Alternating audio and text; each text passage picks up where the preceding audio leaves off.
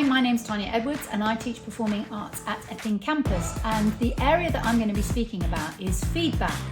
Feedback is incredibly important and it's one of the 10 tips for EBL which we are looking at.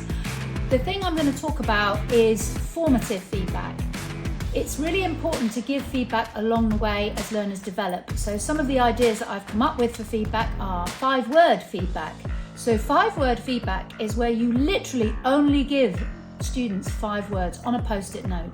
3 of them can be positive, productive, and 2 are areas for improvement. Or you can play it in reverse with 2 as positives and 3 as areas of improvement.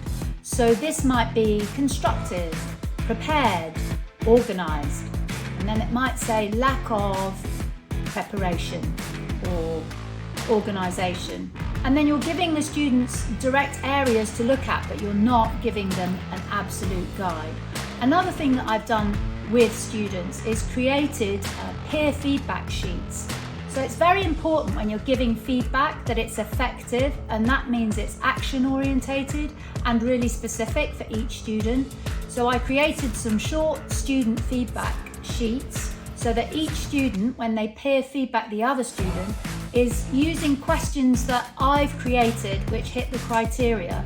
Maybe only 5 questions, so when they watch something or observe something or they look at someone else's work, they've got a set of very clear, specific questions which they are responding to. Sometimes I make some of the questions more detailed so they can write an explanation, and others are, did they do this? Yes or no? And that can help if you're preparing for, say, a PowerPoint or something where a student has got to give a presentation and you want them to give peer feedback to each other, which can always be a bit of a tricky area. So feedback, lots of ways to give it. Try to give it verbally, try to give it written. You can do post-it word feedback.